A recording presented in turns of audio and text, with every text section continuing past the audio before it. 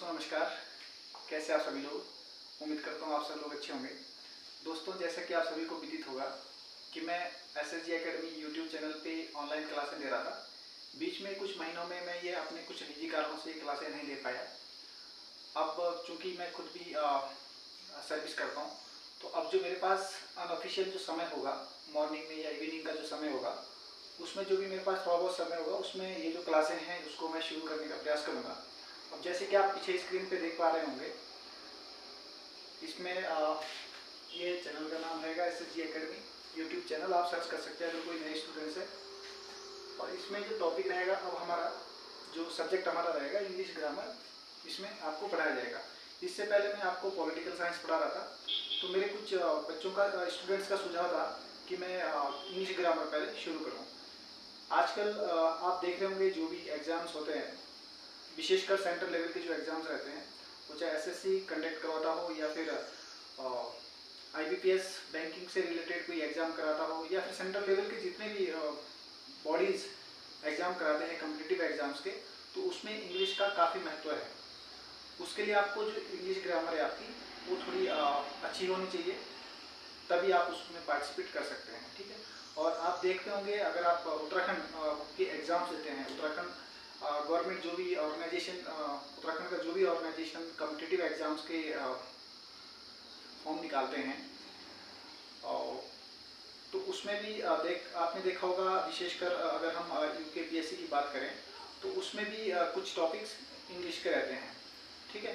तो इसी परिप्रेक्ष्य में चूँकि इंग्लिश जो एक हमारा अंग्रेजी जो ग्रामर है, वो भी कॉम्पिटिटिव एग्ज़ाम्स की दृष्टि से काफ़ी महत्वपूर्ण है। तो इसी परिप्रेक्ष्य में इंग्लिश ग्रामर में कौन कौन से टॉपिक उसमें रहेंगे, कौन कौन से चैप्टर उसमें रहेंगे, ये मैंने यहाँ पे स्क्रीन पे पहले ही यहाँ पे इसकी रूपरेखा तैयार करी है।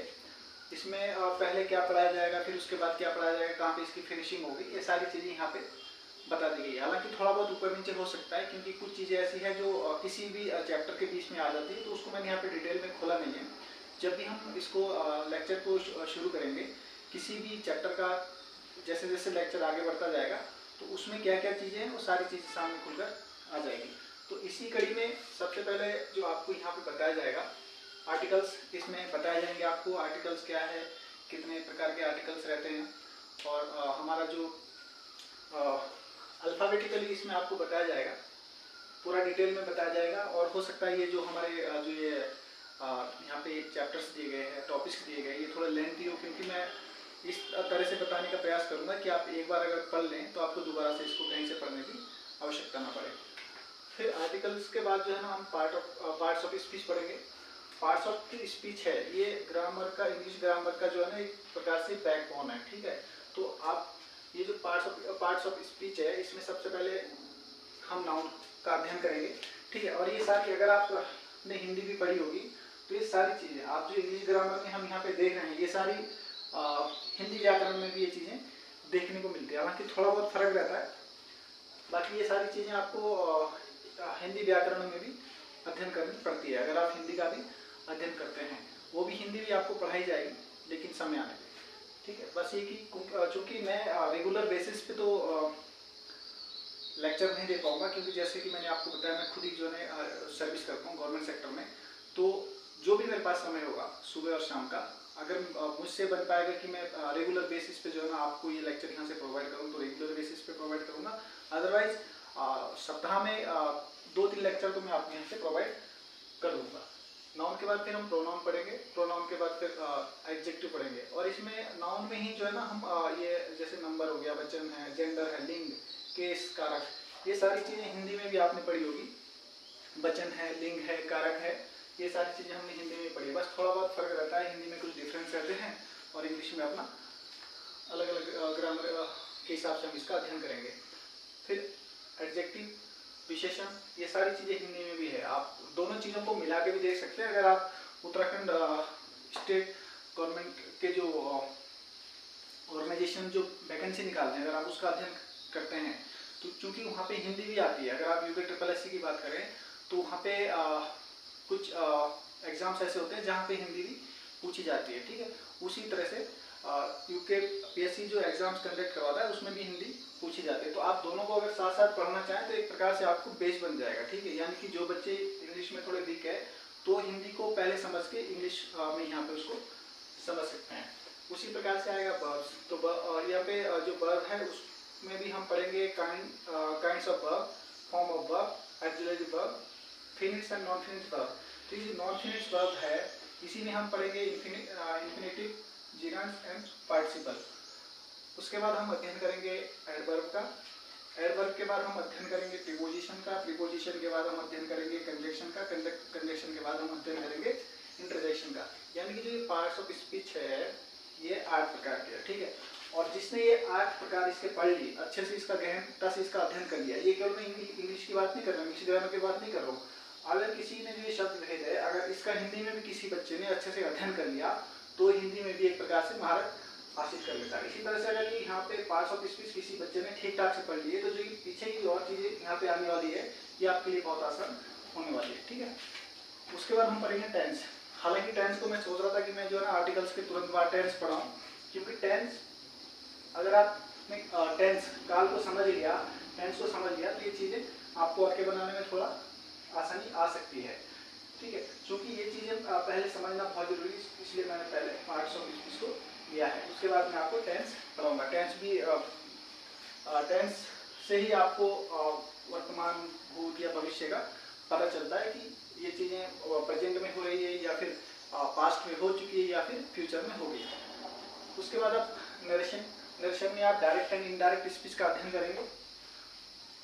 उसके बाद voice, active and passive voice का अध्ययन करेंगे।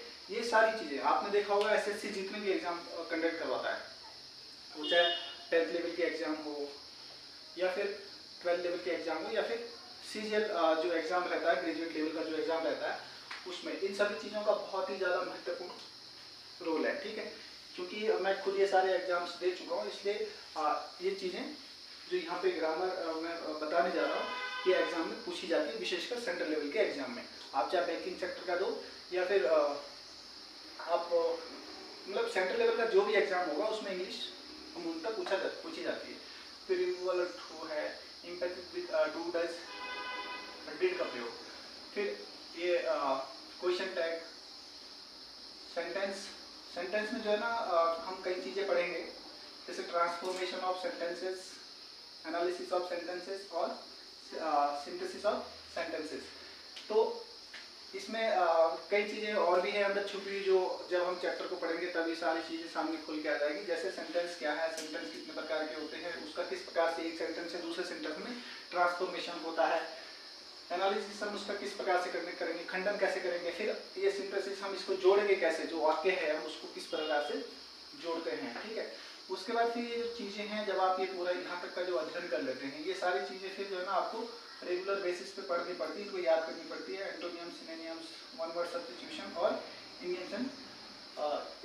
Idioms and phrases. तो ये सारी चीजों का आपने गहनता से अध्ययन करना है। अगर आप कॉम्पिटिटिव एग्जाम्स की तैयारी कर रहे हैं या फिर आप सपोज करो आप कॉम्पिटिटिव एग्जाम्स की तैयारी नहीं कर रहे लेकिन आप पढ़ना चाह रहे हैं, आपके घर में छोटे छोटे बच्चे हैं उनको आप पढ़ाना चाह रहे हैं, तो भी आप इस यहाँ पे जो ये ग्रामर पढ़ाई जा रही है उसका सहारा ले सकते हैं।